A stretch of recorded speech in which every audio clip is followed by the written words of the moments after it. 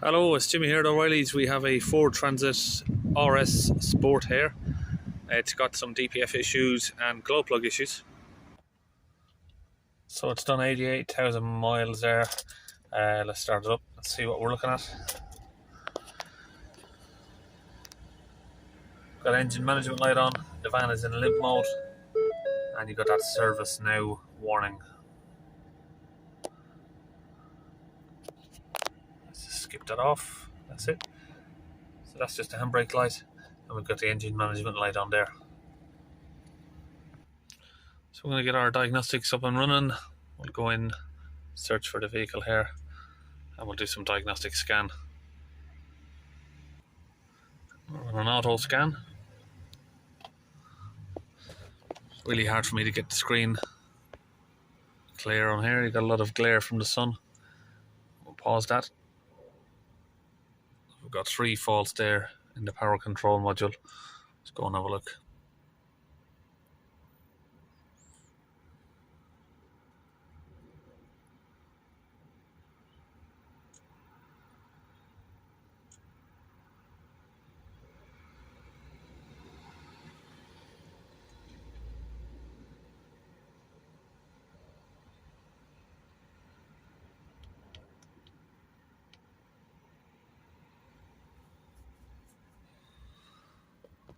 Okay, we've got P0672 there.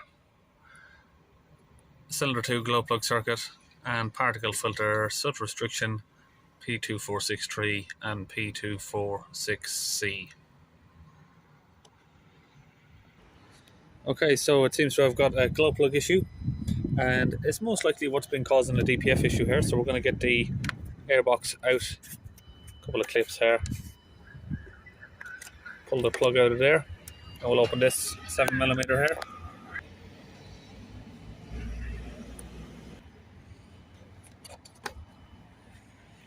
We can take off this. And we're going to pull these tabs here,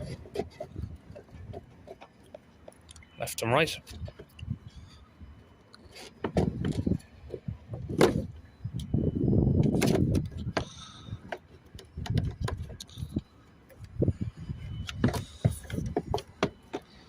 Take out the airbox, remove the oil cap.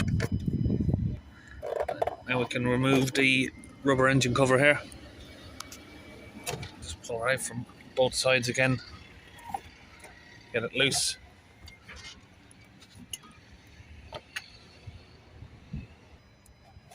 We'll put the engine cap back on there, the oil cap. So if we come down here, let me turn the torch on. See if I can get in there. Basically just down in there. No, can't see it on the camera there. Let me just get over here a little bit.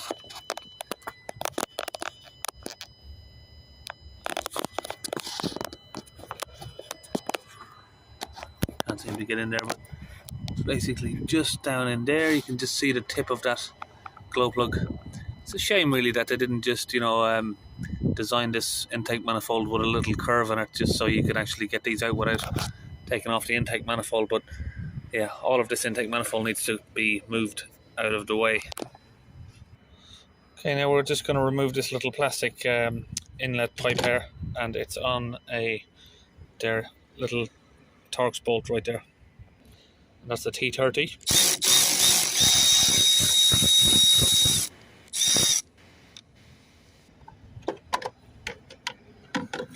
Get that out. Right, so now I'm just going to use that side ratchet there with a 10mm on it, and we're going to open all of these 10mm bolts here underneath. You got a few of them all the way along there, and basically going all the way along those little ports down there. We've got a few. So first here I'm just going to remove this 8mm bolt here for this little bracket that the dipstick sits on. Just give that a little bit of movement there.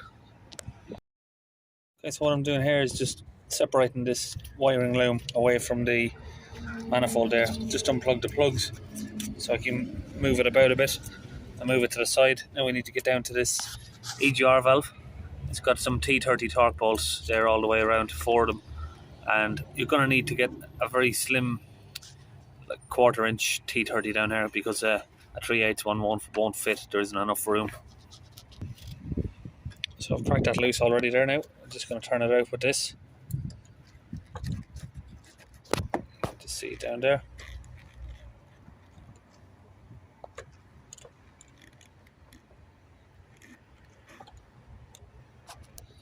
So now the bolts are out, we'll just try and get this EGR valve out. Take a bit of wiggling.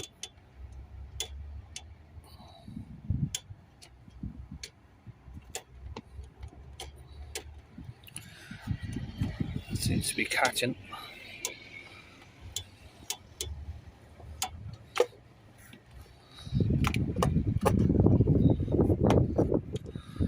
Okay, it seems like it's coming 2 halves there. Wasn't expecting it to come out like that. So I'm just going along here, opening all of these 10mm bolts there, all along the intake manifold. So now they're all loose. I'm just going to try and pull the manifold away from the block, or from the head.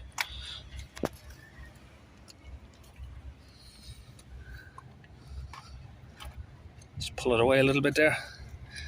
I just need to move it. We only need to move it a little bit just so we can access the plugs there. And there now we can, let's see, we can get access to 1 there, 2 right there, 3 right there, and 4 over there. So if you want to make access a little bit better, you can remove these 2 8mm bolts from the EGR pipe there and just unplug this plug out of the way, and then it will move down slightly more. To be honest, it doesn't really make a lot of difference though. And then the other option is you can disconnect the boost holes from the bottom there and completely remove the intake manifold. So now we have the power supply here to the glow plugs with a 7mm socket. I'm just going to remove the 4 of these all the way along. 4 little tiny bolts there. So you can see there that they've done a good little design on this by making the nuts captive. So once you loosen it out, it's not going to fall off. It's part of the loom there. So now we've got that completely removed. We'll just lay that across the top there. Now there seems to be an awful lot of carbon build-up around the EGR valve there and the inlet manifold. So I think just for the sake of it, we'll pull the intake manifold off anyway. Okay, so we'll pull off the intake manifold there just by opening this 7mm clip there, and then you've got an electric plug there just there that unplugs. So you can see there is a lot of carbon on the intake manifold, but it's not enough to cause any issues. And although it would be nice to clean this out while we're here, but we're not exactly getting paid to do that. We'll clean it up a little bit, clean up these seals and that. I mean, even ideally I'd like to put new ones of these on, but yeah, we're gonna clean up just the area of that and the area around where it seals onto the block there. So I'm going to clean around the glow plug there with some brake cleaner, just so we've got a nice clean area to work on. And we'll clean around all of these edges around here.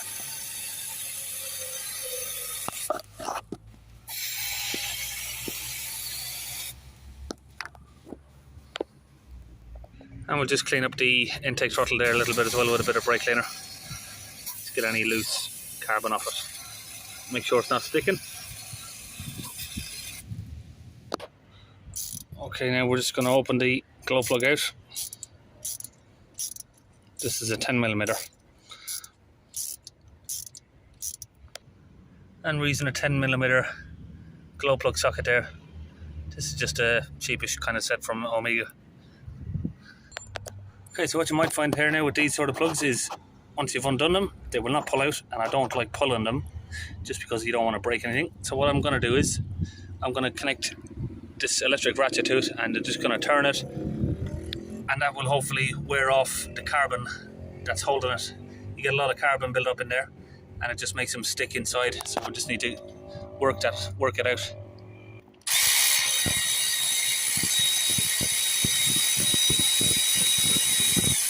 There we go.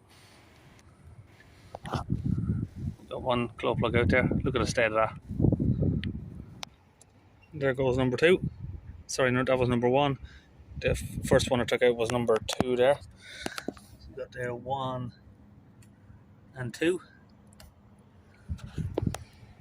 So what we're also doing is putting some WD-40 on the bolts as well as they're coming out. But I've had some sitting in these now. We've got these 2 out, but number 3 here is proven to be a little bit tight, so it's going to be a little bit worrying for this one. We haven't tried this one yet, number 4.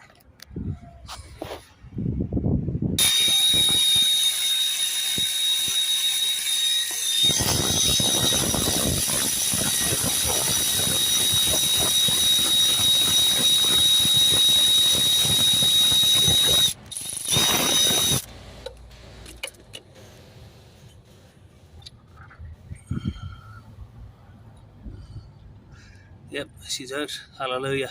This one was a tough one. Very, very tough to get out.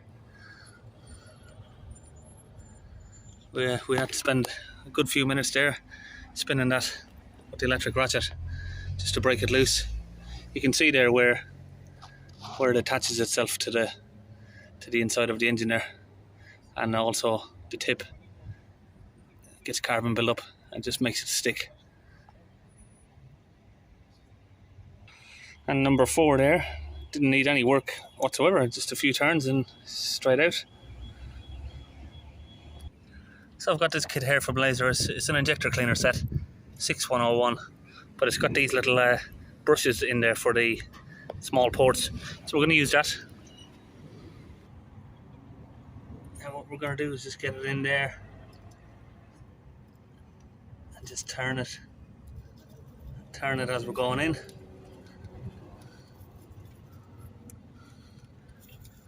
Just going to hopefully try and pull any of the loose carbon out.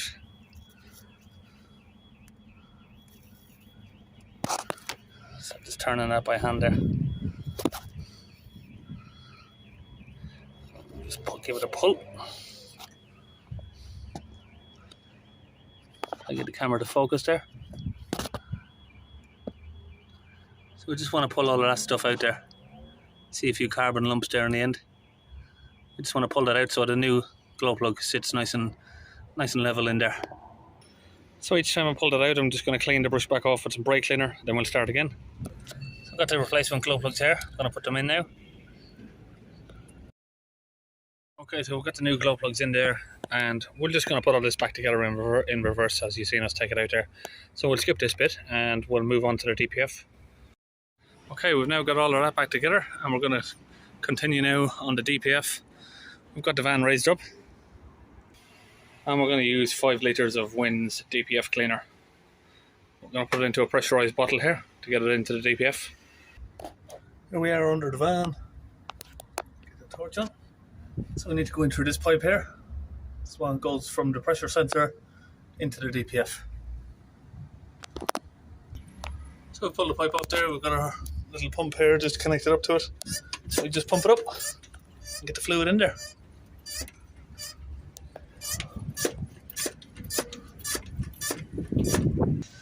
Now it's just about empty. I'll pull it out and see what we're looking at. Just a lot of foam like that.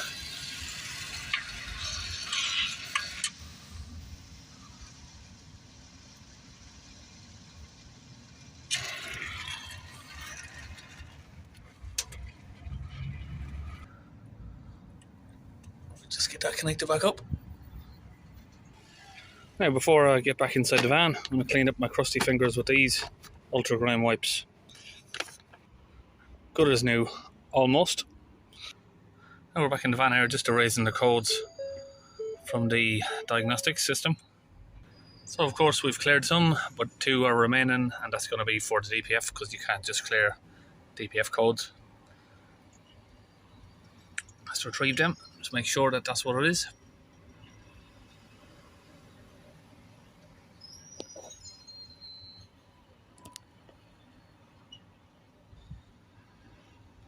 Yep. So we'll go back. Now we're going to go to the live data.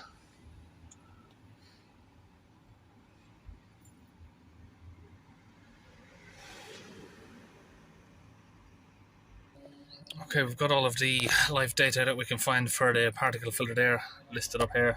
So you can see there's some 200%, but these are just calculations. Even though some of these, they don't always mean anything, the calculations of the percentage, but these percentages are sort of calculated by the pressure as well. If you've got high pressure, this percentage will increase, but it will also increase over time. So if you've cleaned the DPF, this will not drop. These percentages will not drop on their own, usually. Yeah, usually you have to reset them. Sometimes they will, it depends on the car, but usually you have to reset that. So we're going to start it up now to see what data we can see.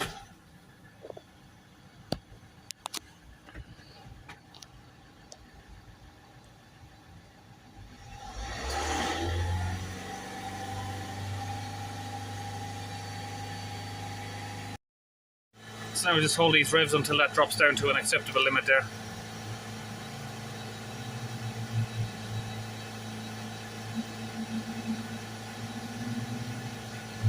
We started off at just over 50 there. And it is going to kick some suds out the back.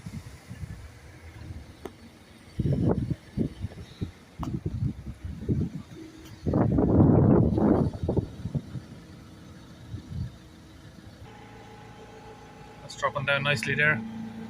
Got a fair bit of smoke.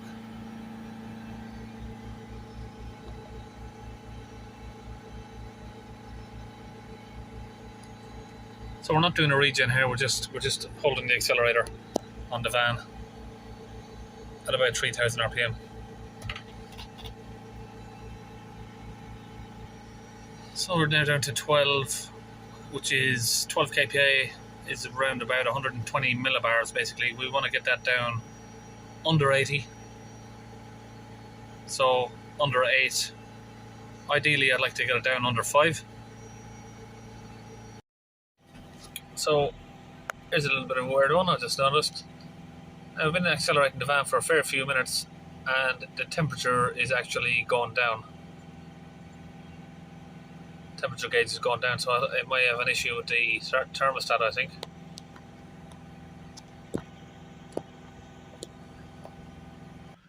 So if we can't get the DPF down to where I want it to be exactly, it is low enough, really near enough at the minute, but we can trigger off static regeneration. But at the minute now I'm going to go to reset the learned values for the percentages.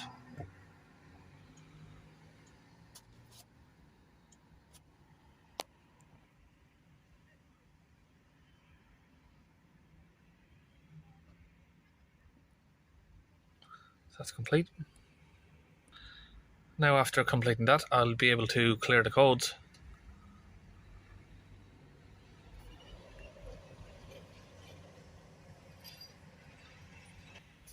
Now we can go in and read them just to be sure.